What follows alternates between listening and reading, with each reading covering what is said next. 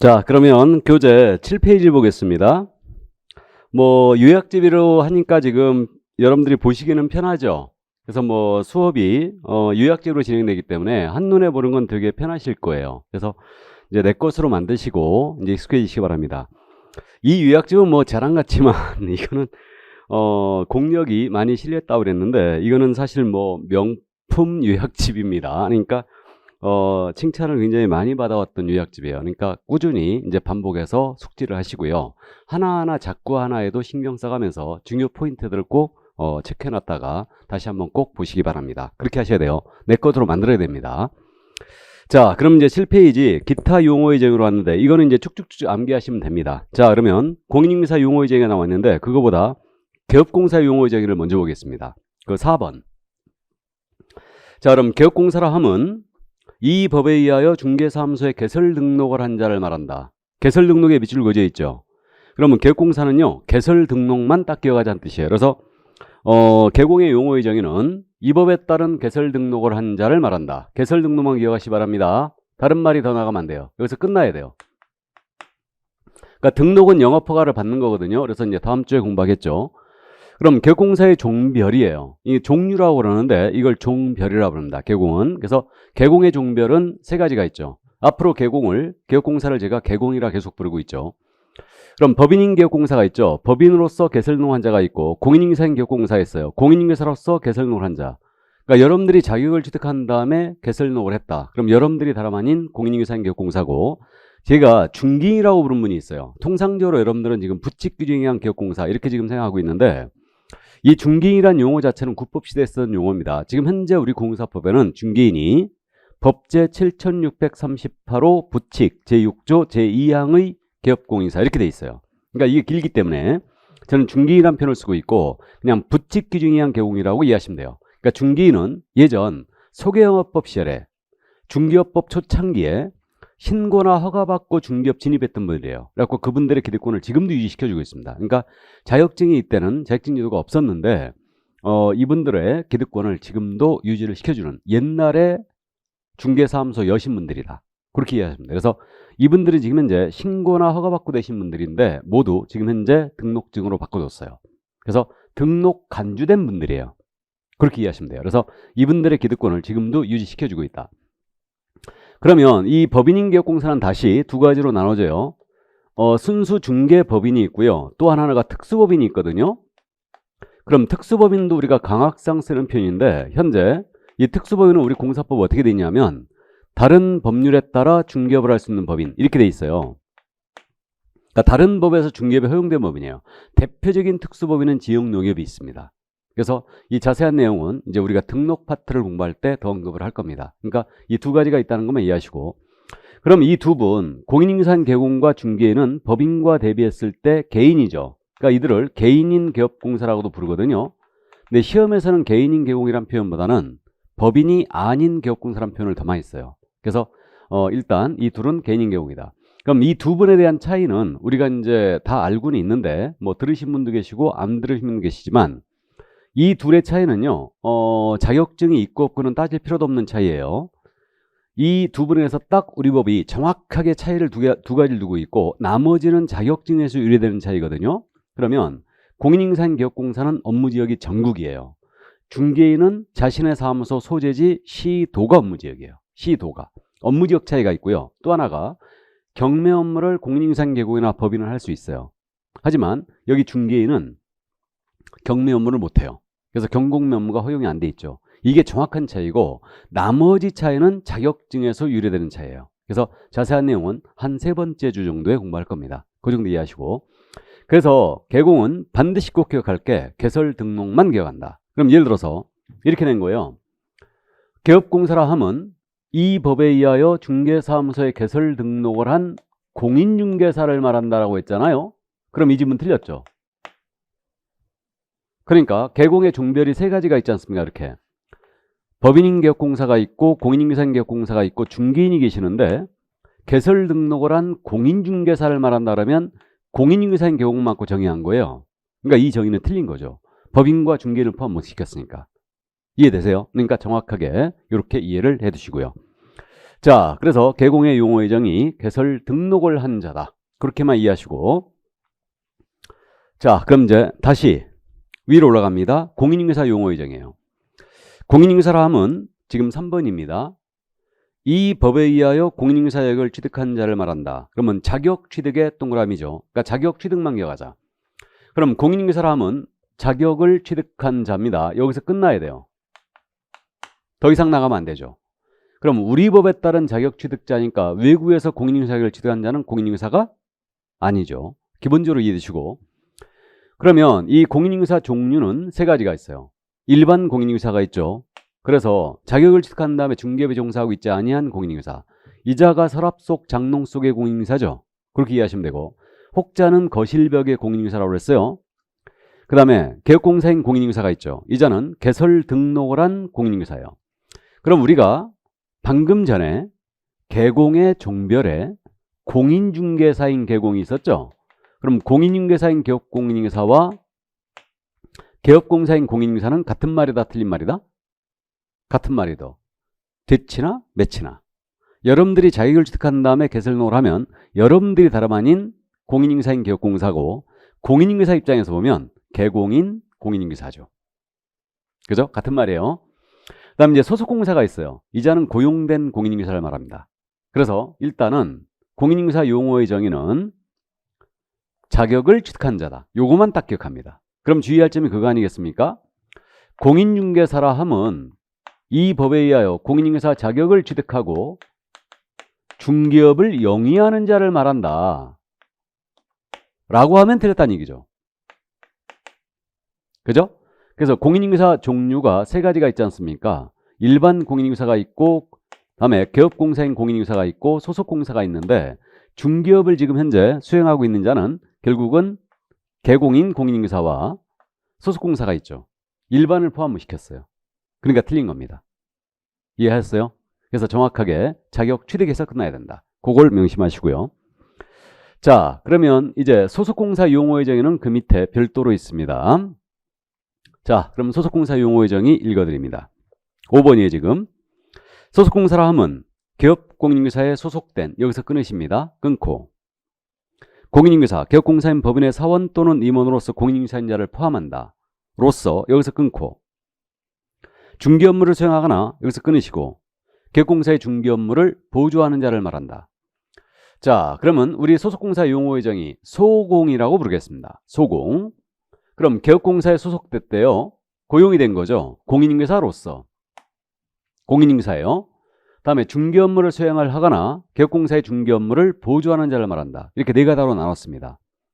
그러면 여기서 다른 말 다 이해가 됐는데 중개 업무를 수행한다는 말 있죠. 이거는 핵심적인 중개활동 세 가지를 얘기합니다.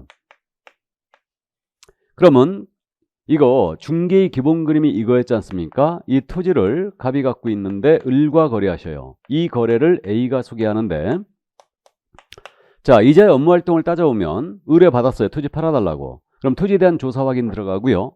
다음에 을을 상대로 판매 활동을 펼치고요. 다음에 이제 현장 안내도 하고 등기상 증명서도 떼보고, 다음에 나중에 계약서도 써주고 설명서도 다 써줍니다. 그러면 결국은 이자의 여러 가지 업무 활동 중에 핵심적인 중개 활동이 있죠. 이 세 가지가 바로 우린 중개 업무를 해석하고 있어요. 그럼 그 세 가지가 뭐냐면 중개대상물 정보에 대하여 손님에게 브리핑을 합니다. 중개상물 정보를 브리핑하는 업무로는 확인 설명이라고 부르죠. 그리고 이제 계약을 하자 그러면 계약서 작성 교부해야 되죠. 그럼 계약서 작성 교부 행위. 그다음에 계약서 쓸 때는요. 자신이 설명했던 내용을 문서로 작성하여 쌍방 줘야 돼요. 그러니까 이걸 확인 설명서라고 그래요. 그러니까 확인 설명서도 작성 교부해 줘야 되죠. 그러면 이자의 여러 가지 업무 활동 중에 이 세 가지가 바로 핵심적인 중개 활동이 되는 거고, 이것을 우리는 중개 업무라 해석하고 있다. 그래서 뭐 처음 들으신 분은 나중에 금방 이해를 합니다. 조금만 더 지나가면. 그래서 이게 바로 중개 업무다. 나머지 뭐 현장 안내, 등기상 증명서 발급 이런 것들이 있는데 이건 다 보조 업무죠. 이게. 그리고 이제 개업공사의 중개 업무를 이제 보조를 하는 겁니다. 이렇게 되고요. 그럼 여기 괄호 속에 있는 말. 개업공사인 법인의 사원 또는 임원으로서 공인인증사인자를 포함한다 그랬어요. 이제 우리 일순환 하신 분은 사원, 임원이 누군지 알아요. 그래서 이 사원은 회사의 직원을 얘기하는 게 절대 아닙니다.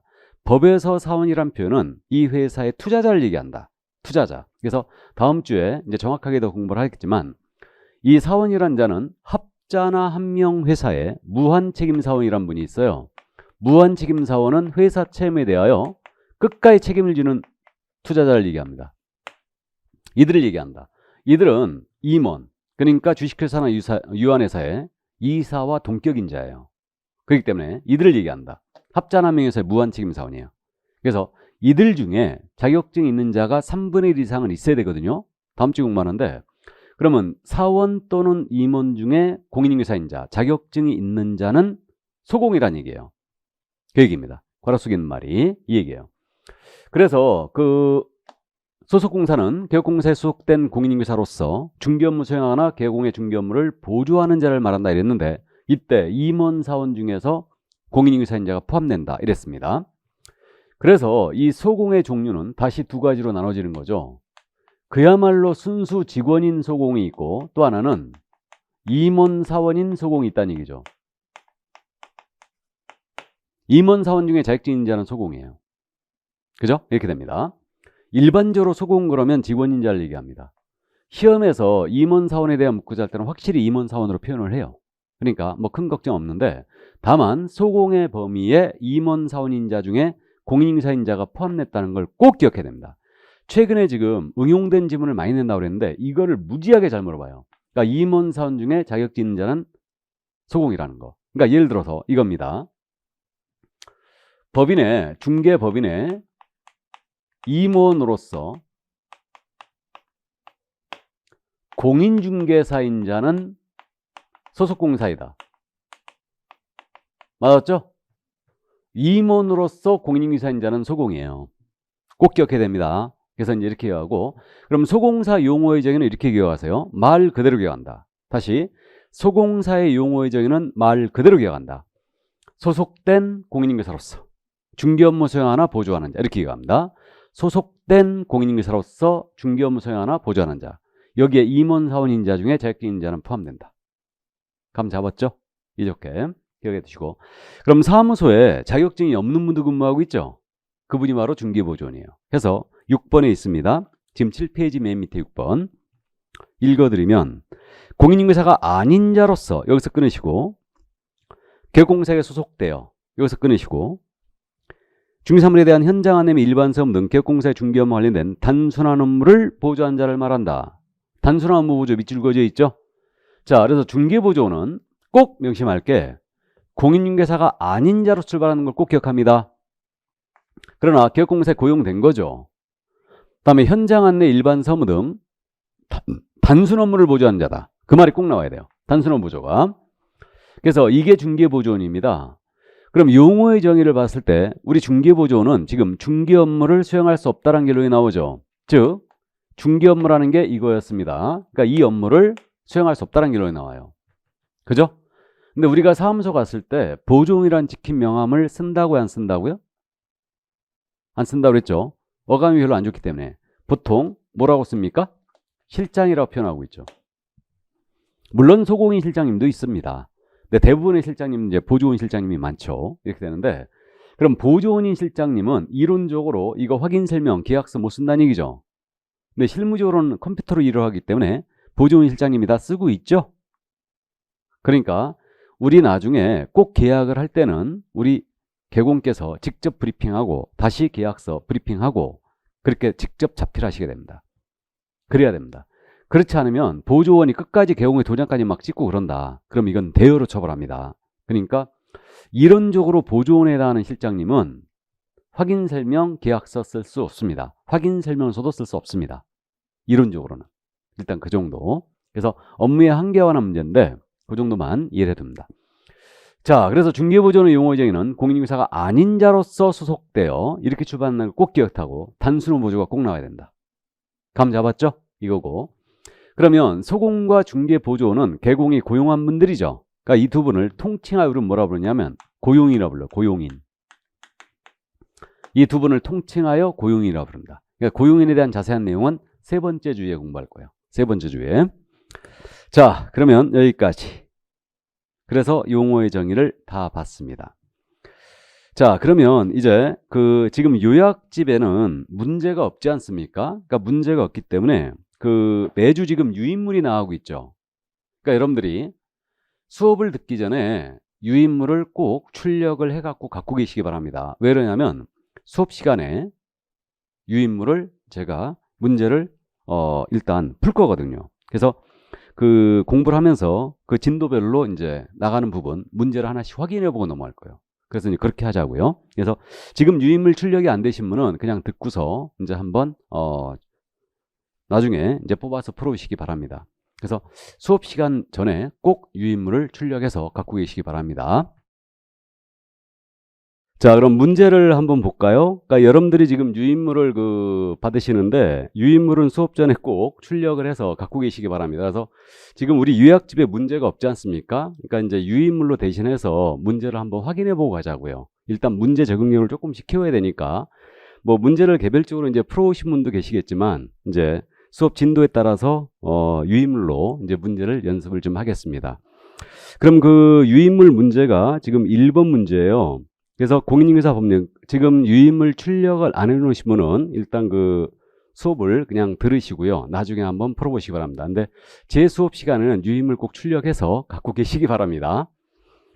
자, 그럼 공인중개사 법령상 용어의 정의와 관련한 셈의로 틀린 것은 그랬어요. 1번 중개의 3요소는 중개대상물, 중개의뢰인, 개업공인중개사이다.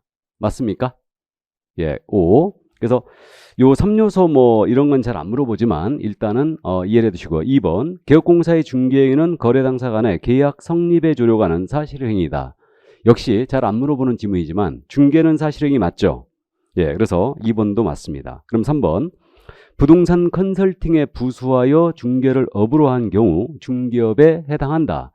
부수적으로 하더라도 중개업이 될 수 있죠. 예, 그래서 맞고요. 그럼 4번 질문 보수를 받고 오로지 토지만 중개를 업으로 하는 경우 중개업에 해당한다. 그렇죠. 그러니까 특정 물건에 대한 특정 행위만 계속 반복적으로 소개해도 중개업이 될 수 있죠. 예, 맞고요. 그럼 5번 질문 중개 행위에 해당한지 여부는 진정으로 거래 당사를 위하여 거래를 알선 중개할 의사를 갖고 있느냐는 개공의 주관적 의사에 의하여 결정된다. 틀렸죠? 그래서 그 중개 행위인지 여부는 사회통념상 객관적으로 결정하지 주관적 의사에 따라 결정하는 것이 아니다. 아주 잘 내는 판례죠. 그래서 이해롭게 해두시고요. 자, 그럼 용어의 정의 요 정도만 지금 확인만 하고 넘어갑니다. 자, 그러면 여기까지 하고요. 이제 중개대상물 파트를 볼까요? 그러면 이 중개대상물에 대해서는 교재 이제 8페이지로 갑니다. 교재로 돌아왔어요. 그럼 그 용어의 정의 지금 넘어가기 전에 중개사무소의 구성에 대한 부분인데 인적 구성이거든요. 그럼 중개사무소에 지금 대표가 있지 않습니까? 이분은 우리 뭐라 그래요? 개업공인중개사. 그다음에 여기 직원이 계시는데 자격증이 있어요. 이분은 우리 뭐라 해요? 소속공인중개사. 그다음에 이제 직원인데 이분이 자격증이 없어요. 이분은 뭐라 하겠습니까? 중개보조원이에요. 그죠? 그다음에 이제 이게 법인이었다면 임원사원이란 분이 계시죠? 그래서 이분들을 이제 임원사원 이렇게 불러요. 그래서 이들이 중개업에 종사하는 데 전체잖아요. 개공, 소공, 보조원, 임원사원 이렇게 됩니다. 이들을 통칭하여 앞으로 개업공인중개사 등이라 부를 거예요. 그래서 이 정도만 이제 이해만 해주시기 바랍니다. 자, 그러면 중개대상물을 보도록 하겠습니다. 그럼 중개대상물 우리 법 제3조죠. 매회 출제로 돼 있네요. 그러면 우리 법 3조에서 지금 중개사물의 범위를 1호 토지, 2호 건축물 그 밖의 토지정착물로 정해졌고요. 다음에 대통령령으로 정하는 재산권 및 물건 그랬어요. 그래서 대통령령을 봤더니 세 가지가 있더라. 임목에 관한 법률에 따른 임목, 공장 및 광업재단 재단법에 따른 광업재단과 공장재단이 있어요. 이게 소위 법정 중개대상물이에요. 앞으로는 법정자 빼고 그냥 중개대상물 이렇게 부릅니다. 그럼 거기 그 교재 지금 이게 이제 표로 옆에 정리가 돼 있는데 그러면 이거 분류를 잠깐 해봅니다. 이 두 가지 있잖아요. 이 두 가지는 이게 협의의 부동산이라고 부르죠. 좁은 의미의 부동산. 협의의 부동산이라는 말은 민법상의 부동산의 개념과 일치합니다. 왜 그러냐면 우리 민법에 그 부동산은 토지 및 그 정착물이다 그랬거든요. 그러니까 이건 민법상의 부동산 이렇게 이제 부르고요. 자, 그 다음에 요 세 가지 있죠. 요 세 가지는 개론학자들이 부동산과 유사하게 치부한 데에서 준부동산 또는 의제 부동산이라고 부르고 있어요. 근데 이거 준부동산은 이거 말고 더 있죠.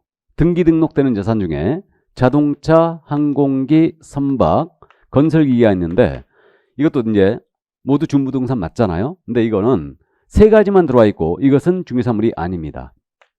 맞죠? 이렇게 되고 그러면 여기 협의의 부동산, 준부동산 합치면 중개사물에 보면 모두 부동산임을 이해할 수 있죠? 그죠? 그럼 이 5가지에 들어가 있지 않는 것은 중개대상물이 아니에요. 그러면 뭐 권리금이라든가 세탁기, 냉장고, 기계입니다. 모두 중개사물 아니죠? 그죠? 이렇게 되고 그럼 이거 분류를 좀만 더 해볼까요? 지금 이 2가지 토지 건물 있지 않습니까? 이거는 토지 건물이라면 이것이 등기가 돼 있던 건축 허가를 안 받았던 그러니까 미등기 것이라도 무허가 건물일지라도 토지 건물인 이상은 중개사물이 될 수 있습니다. 근데 이 3가지는 관련법에 의하여 반드시 소유권 보존 등기가 돼 있어야 돼요. 임목공장재단, 광업재단은 등기가 돼 있어야 되고 그 다음에 권리도 소유권과 저당권의 목적만 됩니다. 이해됐어요? 그래서 이 정도 참고를 해두시고요. 자, 그러면 이렇게 우리 법 3조에서 중개사물의 범위를 정해진 취지는 뭐냐? 그 취지는 이 5가지 물건은 적법하게 등록한 자만이 영업으로 중개할 수 있는 물건의 범위를 정한 거예요. 그래서 등록한 자, 적법하게 등록한 자만이 영업으로 중개할 수 있는 물건을 정해준 거다. 그럼 거꾸로 해서 가면 등록하지 아니한 자는 이걸 영업으로 중개하면 안 된다는 얘기죠. 무등록 중개업으로 처벌하겠다는 얘기예요. 등록하지 아니한 자가 이걸 영업으로 소개하면. 그죠? 그러니까 이거는 이 규정은 등록 중개업과 무등록 중개업의 경계선을 이루고 있는 규정이죠. 이렇게 되고 그 다음에 우리 이제 한번 들어보시면 아시는데 이 5가지 물건은 우리 개공 등이에요. 개업공사 등은 이걸 매매업을 할 수 있나요? 없나요? 매매업 못하죠. 매매업 금지 대상물이에요. 그러니까 우리는 중개를 업을 하기 때문에 매매업 금지 대상물 첫 번째 금지 행위가 매매업이죠 지금. 그래서 개공 등은 이거 수행할 수 없습니다. 중개업 중개사 전체는 매매업을 할 수가 없죠. 나아가서 의뢰인과 직접 거래 금지 대상물이기도 해요. 이 5가지 물건은 의뢰인과 직접 거래해서 안 됩니다. 됐습니까? 이 정도 참고해 두시고요. 처음 들으신 분은 나중에 다시 나옵니다. 자, 그럼 이제 우리는 토지, 건물, 임목, 공장재단, 광업재단을 가볍게 이해를 하고 그다음에 중개사물에 해당하느냐 안 하느냐를 우리는 이제 정리해야 됩니다. 왜 그러냐면요. 이 중개사물에 관한 문제가 유형이 2가지가 있죠. 하나는 박스형이 있어요.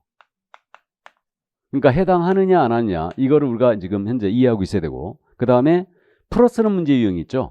이 풀어쓰는 문제 유형은 주로 이제 판례 태도를 묻습니다. 그러니까 문제 유형이 2가지가 있어요. 그러니까 이 2가지를 우리가 올카바 하는 겁니다. 일단은 자 그러면 이제 이 정도 이해를 하시고 그럼 이제 먼저 이제 토지에 대한 부분이에요.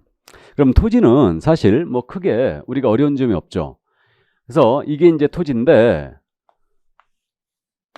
토지는 자연적인 연속성이기 때문에 이렇게 선을 그어놨다고 그랬죠. 그래서 이게 이제 지적도상 선을 얘기합니다. 이 선을 공시법 시간에 공부하는데 이것이 바로 경계선이죠.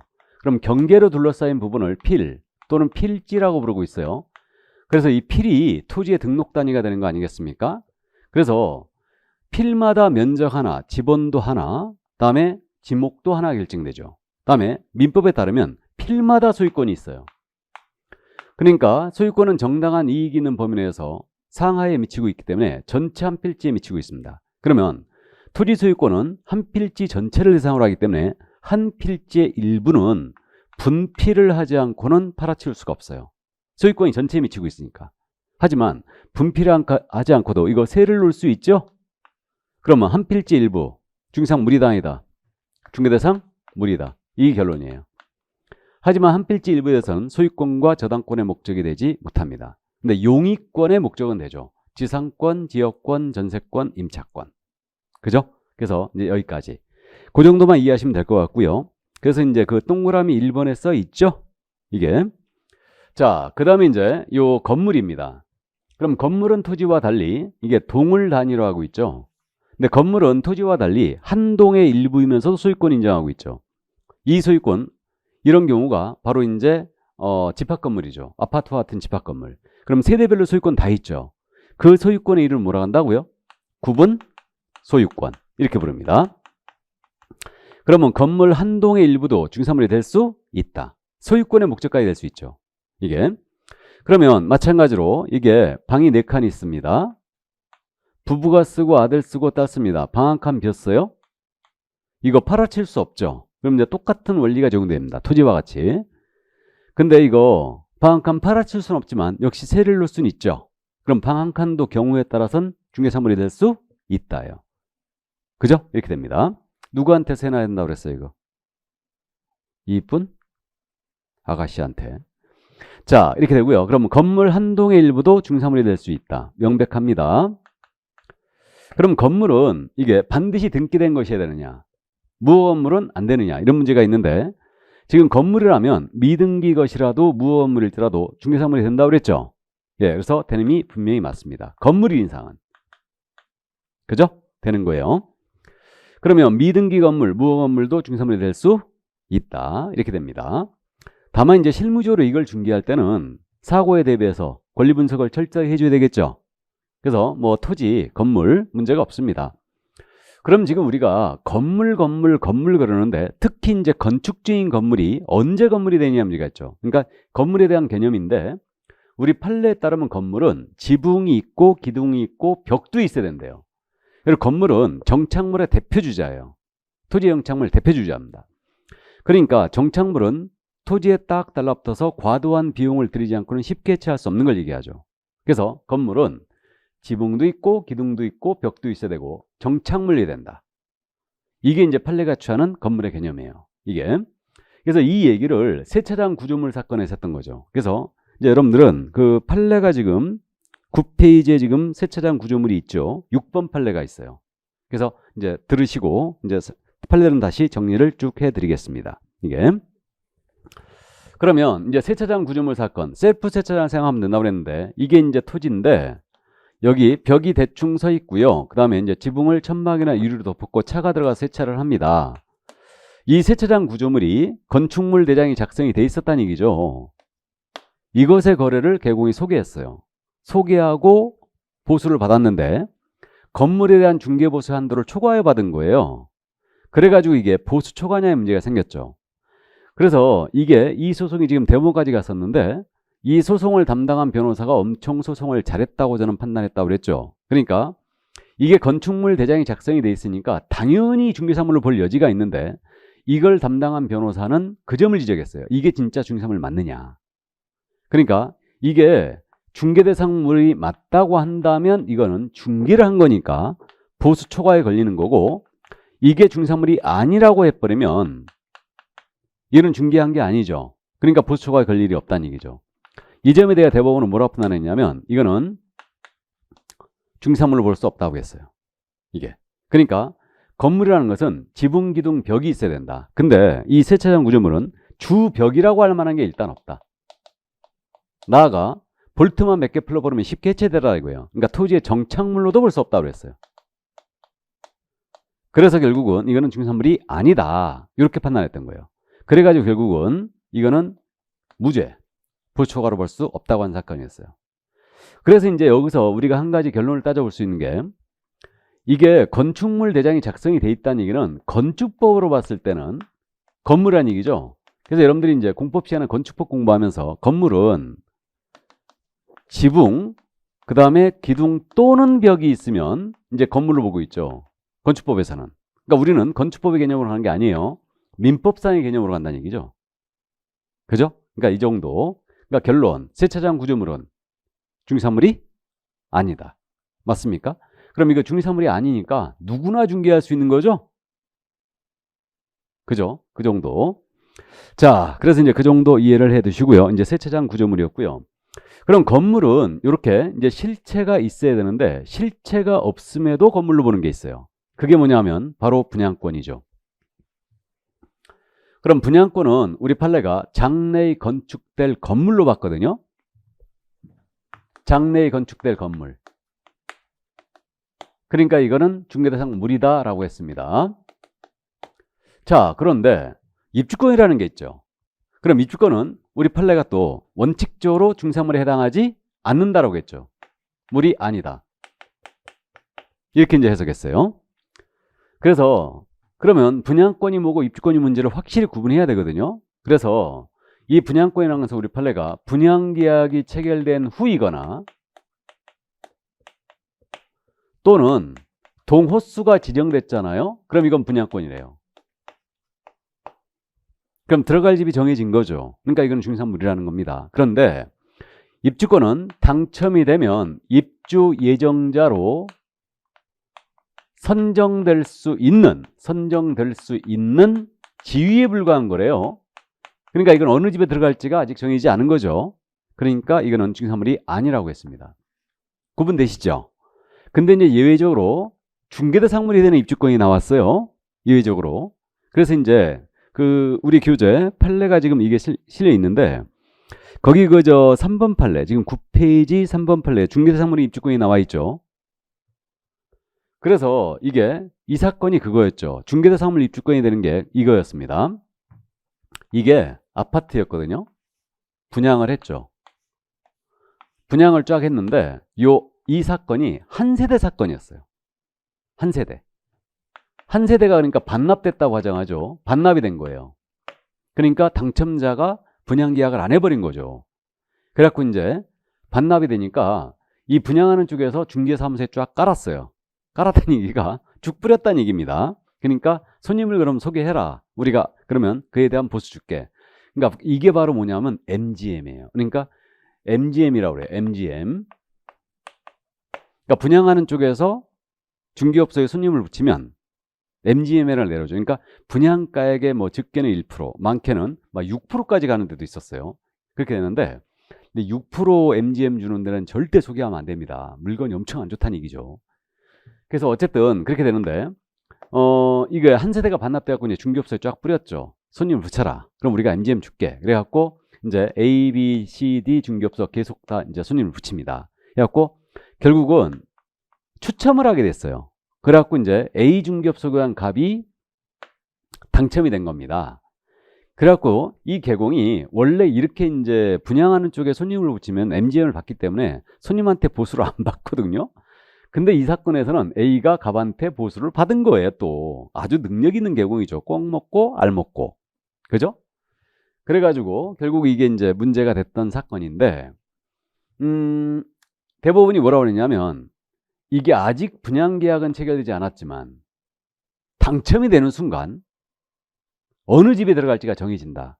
더군다나 준공도 떨어져 있고 그러니까 당첨이 되는 순간 어느 집에 들어갈지가 정해지기 때문에 결국 이렇게 구체화된 입주권은 중개대상물인 건물로 봐야 된다. 이렇게 판단했어요. 그래서 결국은 보수초과로 처벌된 사건이었죠. 이게. 그래서 결국은 그거였습니다. 입주권은 원칙적으로 안 된다고 하는 게 맞습니다. 근데 다만 분양계약이 체결되지 않았더라도 당첨이 되는 순간 어느 집에 들어갈지 구체화된 입주권이 있죠. 정해진다. 그럼 이건 중개사물로 본 거죠, 이게. 그래서 판례를 지금 한번 읽어드리겠습니다. 그 3번 판례 있잖아요. 1번, 2번은 설명했으니까 여러분들이 뭐 문제가 없고요.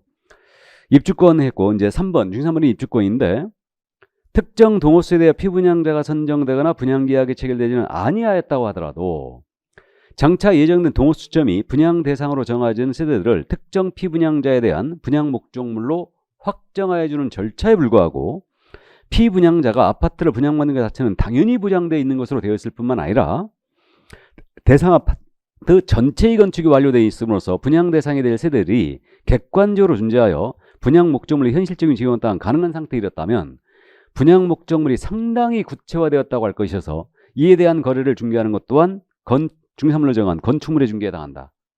그럴만하죠. 그러니까 입주권은 그래서요 24회 시험을 마지막으로 못 내고 있는 거예요. 입주권이 중요한 물이냐를 내면은 이거 잘못하면 태클이거든요. 그러니까 출제를 하면서 원래 요 구체화된 입주권에서 내고 싶으면 지문 한두 줄로 줄여야 되잖아요. 줄일 수가 없는 거죠, 판례를 지금. 그래서 입주권은 지금 못 내고 있는 겁니다. 하지만 일단 이해만 해둡니다. 그러니까 입주권은 원칙이 아니다. 특정이 안 됐으니까. 다만 읽어봤을 때 구체화되어 있다면 이건 중개사물이다. 이렇게 판단하시면 돼요. 그 정도 이해하시고. 자, 그 다음에 이제 입주권과 유사한 것으로 대토권이라는 게 있어요. 대토권. 4번 판례 있죠? 그럼 이 대토권은 뭐냐면 한자로 쓰면 이렇게 쓰거든요. 그래서 토지로 대신 받을 수 있는 권리란 뜻이죠. 이게 대토권인데 대토권은 이겁니다. 이게 이제 마을이에요. 이거 오징어 아니라고 그랬습니다. 여기를 싹 밀어버려 아파트를 짓는다고 그랬어요. 그럼 여기 살던 주민들은 이주를 시키지 않습니까? 그랬고 이주단지를 만들죠. 그러면 이주단지가 만들어지는데 여기 살던 주민들은 이주단지 내에 택지를 공급받을 수 있는 지위가 생기겠죠.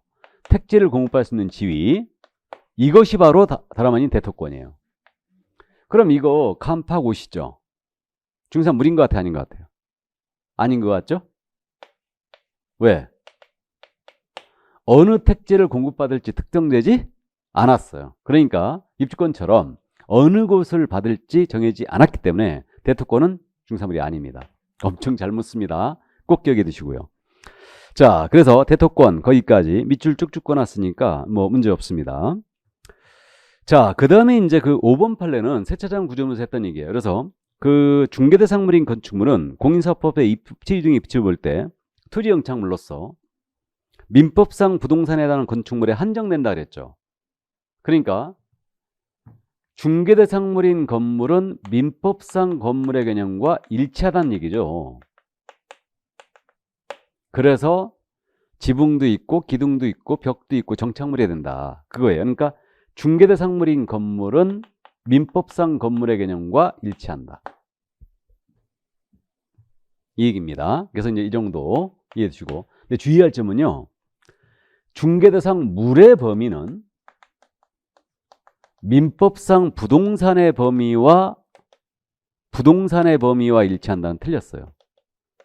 물론 시험에서 이렇게 내면 이제 이거는 거의 죽음인데 어렵죠 이거. 민법상 건물은 중개상물의 건물은 민법상 건물과 일치해요. 근데 중개대상 물의 범위는 민법상 부동산 범위와 일치하지는 않습니다. 이건 틀렸죠. 그러니까 중개상물의 범위에는 토지 건물 외에도 입광공이 들어가 있죠. 근데 민법상 부동산은 토지 건물이죠. 그러니까 둘이 일치한다는 이건 틀렸어요. 이건. 자, 그래서 이제 5번이 그거였고 6번 판례는 이제 말씀드렸습니다. 그래서 세차장 구조물은 아니라고 말씀드렸고요. 7번 판례 있지 않습니까? 금전채권. 금전채권은 당연히 아니겠죠, 이거. 금전이 중개사물이 아니잖아요. 그러니까 당연히 이건 중개사물이 아니고요. 이거 중개는 중개인이 아니고 이에 대한 보수도 중개보수 규정에 적용이 없다는 거예요.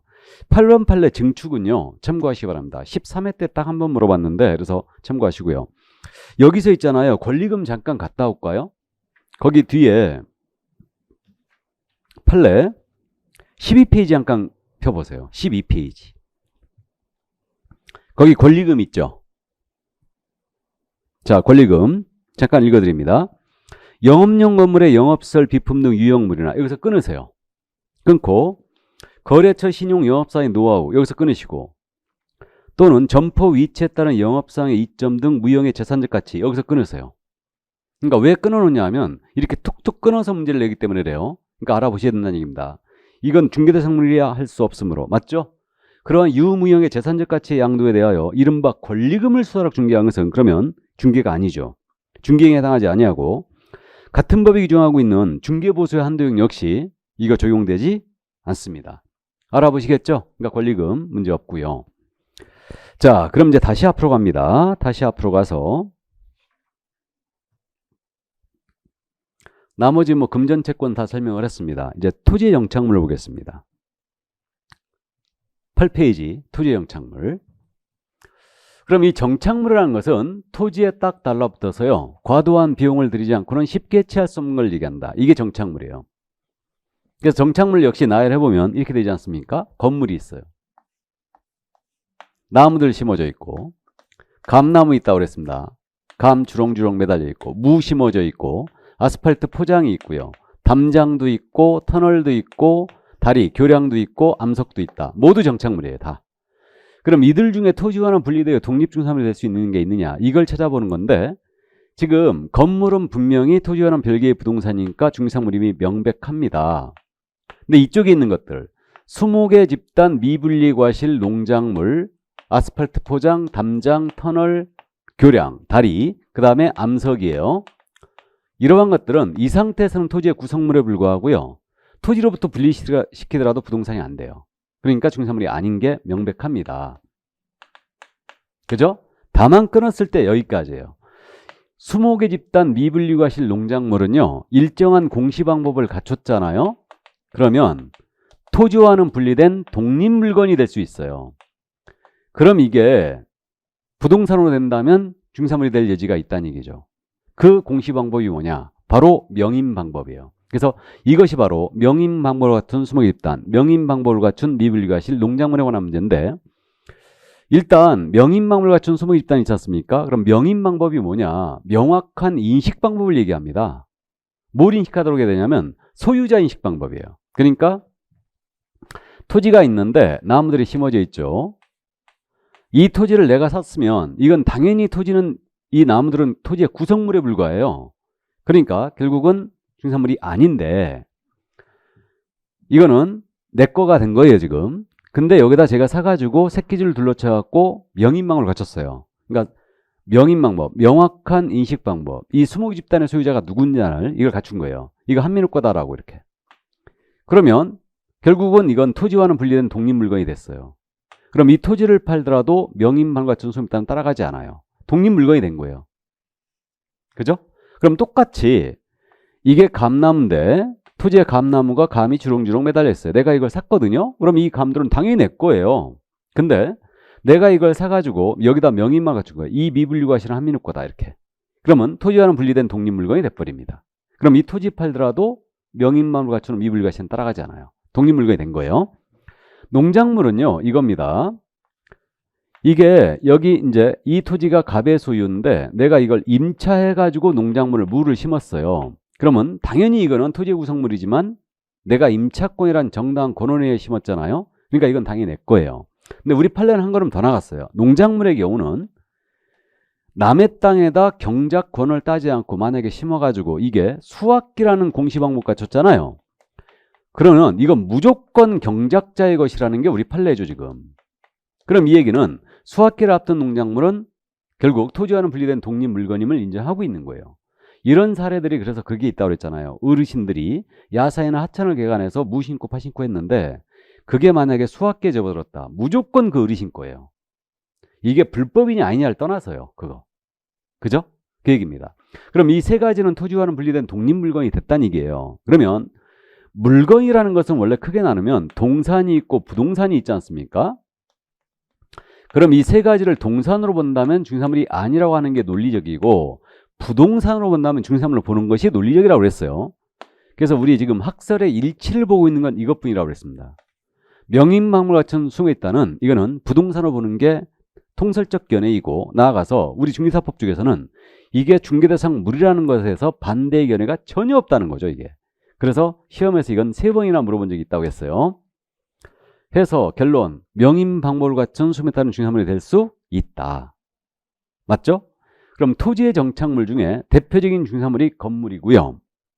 명인방법을 갖춘 수목에 땅이 있어요. 근데 명인방법이 없는 가시계 수목 이런 것들은 안 되는 거죠. 담장, 암석 당연히 안 되는 겁니다. 이해하셨어요? 이게 바로 정착물이에요. 그래서 이제 그 정도만 이해를 해 두시고요. 자, 그래서 여기까지 토지 정착물을 다 봤습니다. 다 봤고 그럼 이제 판례는 그 9페이지에 있는 판례는 다 소개했습니다. 그럼 한 장을 넘기시면 이제 임목이 등장하고 있죠. 그래서 임목과 공장재단, 광업재단이 쭉 지금 설명이 되어 있는데 그럼 요거는 조금 쉬었다 할까요? 예, 커피 한 잔 먹고 하도록 하겠습니다.